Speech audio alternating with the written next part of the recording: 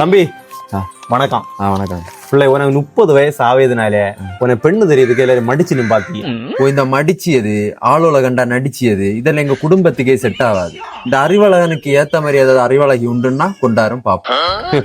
இந்த தலையில அறிவும் இல்ல, இந்த மூஞ்சியில அழகும் இல்ல, இவனுக்கெல்லாம் இவன் தான் அறிவழகுன்னு பேர் வச்சது. என்ன தம்பி மாப்பிள்ளை கிட்ட இது எழுப்பம் இல்ல, வயசு ஒரு குழப்பம் இல்ல அப்படின்னு ஒரு 3 சம்மந்தம் வந்திருக்கு பாத்தியா? பிள்ளை இதோ ஒண்ணு பார்த்து செல்ல. அப்போ வேணா இது யாரு? தம்பி இவ்வளவு பேரு ஸ்ரீலீலா பாத்தீங்க, நம்ம தக்கல தங்கப்பன் ஆளுக பேத்திய. ஸ்ரீலீலாவா? பக்க 10,000 வாலா மாதிரி இருக்கா? இவன் கூட தான் பாக்கியதுக்கு ஒரு அரண குஞ்சு மாதிரி இருக்கு. என்ன வேற? தம்பி அரை சைஸ் போட்டோய பாக்கியதுனால உனக்கு அப்படி தெரியுது பாத்தியா? நேர்ல பாக்கியதுக்கு சூப்பரா இருக்கு. எனக்கால ஒண்ணும் அழகு இல்ல.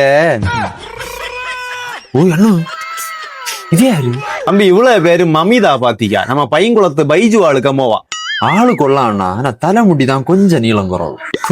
தலைக்கு வழி இல்லாத தவக்கலைக்கு தலைமுடி ஒரு கேடு. என்னன்னா தம்பி இவ தாய்லாந்துல தான் நின்று வளர்ந்தது எல்லாமே, அதனால இவளுக்கு தமிழ் பெரிய அளவு தெரியாது. ஓ இங்க இரு. தலை இல்லாதோளோட கட்டுவேன். தாய்மொழி தமிழ் தெரியாதவளுக்கு எனக்கு வீட்டு நடையில மட்டும் இல்ல, தமிழ் நாட்டிலேயே அவளுக்கு இடம் இல்ல. கொண்டு போய் எங்கேயும் கிடைக்க போட்டோல பறக்கணும் ஆள்கிட்ட பைசா அடிச்சு மாட்டேன். Uncle, I don't understand this line.